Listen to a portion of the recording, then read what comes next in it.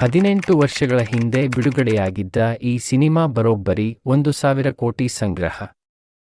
Thriller ಸಿನಿಪ್ರಿಯರಿಗೆ ಹೇಳಿ ಮಾಡಿಸಿದ movie cinema 2006ರಲ್ಲಿ Bharat ಮತ್ತು ಪ್ರಪಂಚದಾದ್ಯಂತದ ಇತರ ದೇಶಗಳಲ್ಲಿ ಬಿಡುಗಡೆಯಾಗಿತ್ತು.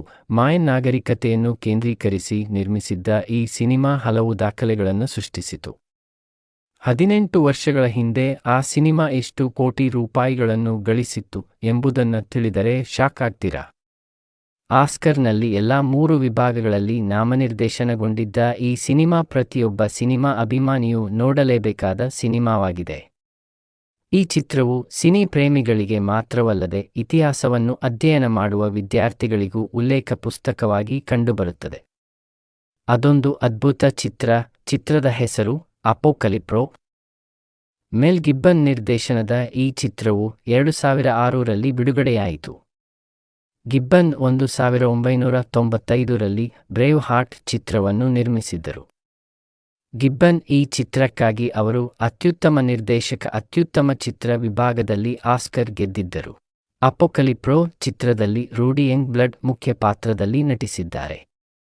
ಅದರ ನಂತರ ಇದು ಅವರ 2ನೇ ಚಿತ್ರ. ಈ ಚಿತ್ರಕ್ಕಾಗಿ ಅವರು ತಮ್ಮ ಮೊದಲ ಅಮೆರಿಕನ್ ಅಕಾಡೆಮಿ ಪ್ರಶಸ್ತಿಯನ್ನು, ಅತ್ಯುತ್ತಮ ನಟ ಪ್ರಶಸ್ತಿಯನ್ನು ಗೆದ್ದರು. ರೂಡಿ ತಮ್ಮ 15 ವರ್ಷಗಳ ವೃತ್ತಿಜೀವನದಲ್ಲಿ ಕೇವಲ 8 ಚಿತ್ರಗಳನ್ನು ಮಾತ್ರ ನಟಿಸಿದ್ದಾರೆ. ಡಿಸೆಂಬರ್ 2006ರಲ್ಲಿ ಬಿಡುಗಡೆಯಾದ ಹಾಲಿವುಡ್ ಚಲನಚಿತ್ರವನ್ನು ದಟ್ಟ ಕಾಡುಗಳಲ್ಲಿ ಚಿತ್ರೀಕರಿಸಲಾಗಿತ್ತು.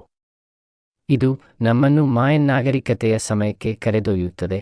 ಆಗ ಆಡಳಿತಗಾರರು ಜನರನ್ನು ದಬ್ಬಾಳಿಕೆ ಮಾಡಿದ್ದರು. ಕ್ರೂರಿಗಳಾಗಿ ಮಾರ್ಪಟ್ಟರೆ ಜನರು ಎಷ್ಟು ನರಕವನ್ನು ಅನುಭವಿಸುತ್ತಾರೆ ಎಂಬುದನ್ನು ಇದು ತೋರಿಸುತ್ತದೆ. ಬುಡಕಟ್ಟು ಜನಾಂಗದವರು ಅವರನ್ನು ಬಲಿಕೊಡಲು ಕರೆತರುತ್ತಿದ್ದರು. ಈ ಸಂದರ್ಭದಲ್ಲಿ ಒಬ್ಬ ಬುಡಕಟ್ಟು ಜನಾಂಗದ ನಾಯಕ ಕ್ರೂರಿಗಳ ಕೋಟೆಯಿಂದ ತಪ್ಪಿಸಿಕೊಂಡು ಹೋಗುತ್ತಾನೆ. ಸೈನಿಕರು ಅವನನ್ನು ಹಿಡಿಯಲು ಕಾಡಿಗೆ ಹಿಂಬಾಲಿಸಿ ಹೋಗುತ್ತಾರೆ. ಅನೇಕ ಬಾರಿ ಅವನು ಸೈನಿಕರ ಬಾಣಗಳಿಂದ ಕೊಲ್ಲಲ್ಪಡುವುದರಿಂದ ತಪ್ಪಿಸಿಕೊಳ್ಳುತ್ತಾ ತನ್ನ ಕಾಡಿನೊಳಗೆ ಹೋಗಿ ವಿರೋಧಿ ಬಣದ ಎಲ್ಲ ಸೈನಿಕರನ್ನು ಕೊಂದು ತನ್ನ ಕುಟುಂಬವನ್ನು ಉಳಿಸುತ್ತಾನೆ. ಅಪೋಕಾಲಿಪ್ರೋ ಚಿತ್ರದ ಬಜೆಟ್ $40 ಮಿಲಿಯನ್. ಅಂದರೆ ಈಗಿನ ಲೆಕ್ಕಾಚಾರದಲ್ಲಿ ಸುಮಾರು 334 ಕೋಟಿ ರೂ. ಈ ಚಿತ್ರವು ಆ ಸಮಯದಲ್ಲಿ ಸೂಪರ್ ಹಿಟ್ ಆಗಿತ್ತು ಮತ್ತು $120 ಮಿಲಿಯನ್ ಗಳಿಸಿತ್ತು. ಈಗಿನ ಲೆಕ್ಕಾಚಾರದಲ್ಲಿ ಸುಮಾರು 1,000 ಕೋಟಿ ರೂ. ಗಿಂತ ಹೆಚ್ಚಾಗಿದೆ.